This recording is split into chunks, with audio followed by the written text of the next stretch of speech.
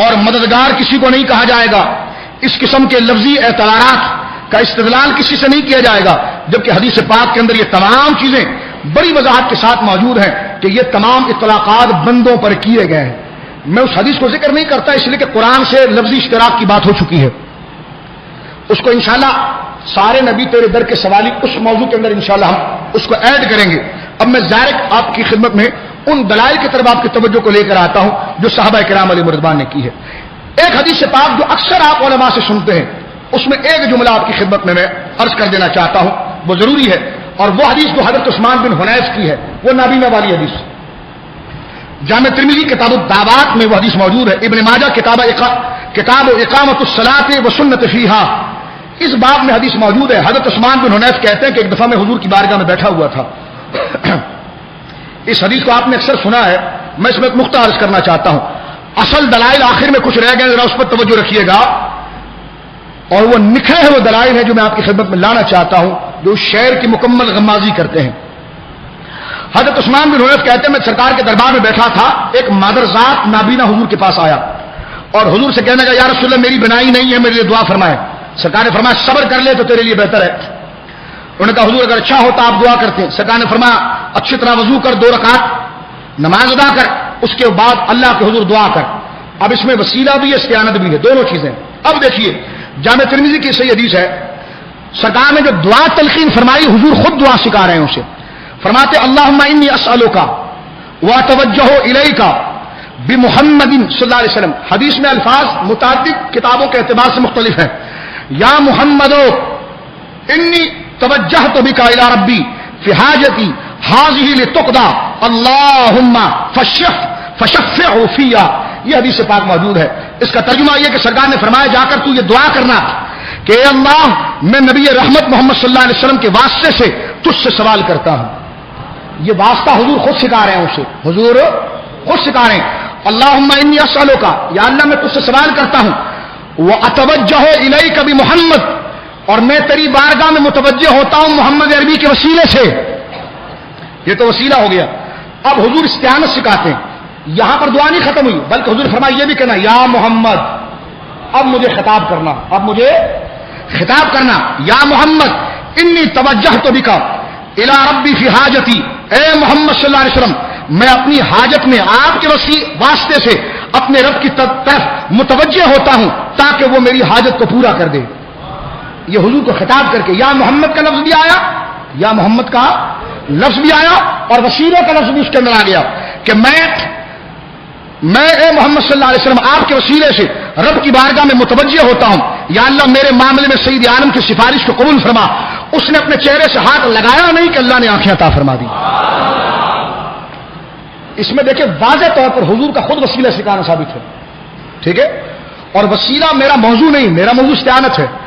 مانا کہ استعانت اور وسیلے میں کوئی فرق نہیں ہے، لفظوں کا اشتراک ہے، لیکن متصل براہ راست کی بات کر رہا ہوں. لیکن ضمناً وہ لفظ بھی موجود ہے جو براہ راست کا ہے، جو حضور کا نام لے کر کے یا محمد، اے محمد صلی اللہ علیہ وسلم انی توجہت بک، میں آپ کے وسیلے سے متوجہ ہو رہا ہوں. حضور کے سامنے نہیں تھا، حضور سے وہ دور تھا. ٹھیک ہے. تو اس میں وسیلہ بھی ہے اور اس میں خطاب بھی ہے.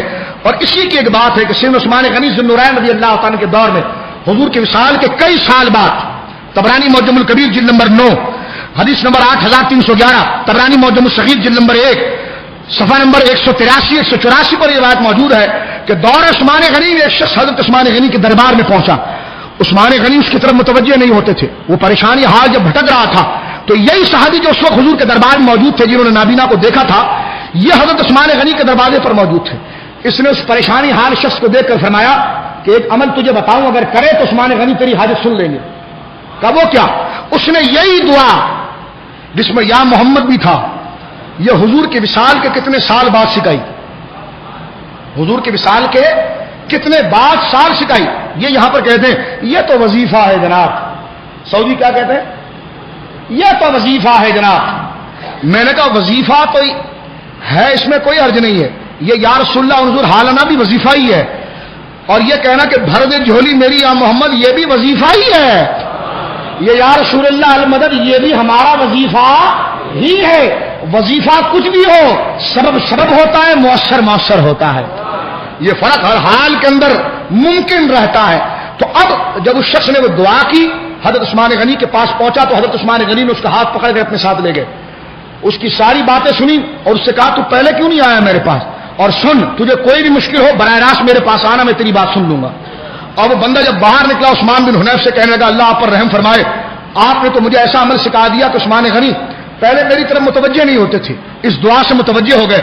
انہوں نے کہا جی میرا کوئی کمال نہیں ہے، ایک دن میں حضور کے دربار میں بیٹھا ہوا تھا، حضور کے دربار میں بیٹھا ہوا تھا، ایک مدرزات نابینا حضور کے پاس آیا، اس نے شکایت کی تو حضور نے یہ عمل سکھایا.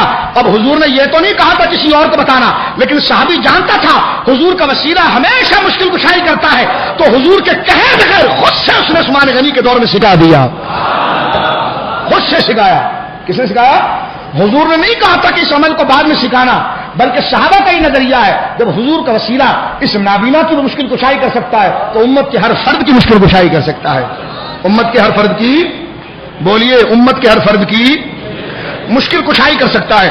ایک اور عام حدیث جو اکثر ذکر کی جاتی ہے آپ کے سامنے رکھتا ہوں. اگر یہ سوال کیا جائے پھر بھی کہ یہاں دعا ہے، میں نے کہا دعا بھلے ہے لیکن یہاں پر دعا میں بھی حضور سببی ہے اور مؤثر خدا کی ذات ہے، اور خطاب حضور سے ہوا ہے، خطاب حضور سے ہوا ہے، ندا حضور سے ہوئی ہے یا محمد کہہ کر. اب آئیے دعا کی بات اگر آپ کرتے ہیں تو بغیر دعا کے چند حدیث آپ کی خدمت پیش کرتا ہوں جس میں در پردہ وسیلہ ہی موجود ہے. حضرت ابو ہریرہ رضی اللہ تعالیٰ اپنے کم حافظے کی شکایت لے کر دربار مصطفیٰ میں پہنچتے ہیں. بولیے سبحان اللہ. بخاری شریف کتاب العلم حدیث نمبر 119. سرکار کے دربار میں پہنچتے ہیں، چند منٹوں کی بحث رہ گئی ہے، توجہ میری طرف رکھیے گا. یہ تمام بحث کا خلاصہ جو اصل احادیث پر اور ان اشعار کی طرف جو میں آپ کی توجہ لانا چاہتا ہوں وہ یہاں پر موجود ہے. توجہ رکھیے. سیدنا ابو ہریرہ اپنے حافظے کی کمزوری کی شکایت لے کر سرکار کی بارگاہ میں پہنچے کہ حضور مجھے کوئی چیز یاد نہیں رہتی. سرکار نے نہیں فرمایا تو پھر کسی طبیب کے پاس چلے جا، مجھ سے تو وضو کے مسئلے پوچھ لے، شریعت کے مسئلے پوچھ لے، نماز سیکھ لے. میں نبی ہوں، میرا کام دین کی تعلیم دینا ہے، یہ کام کرنا نہیں ہے.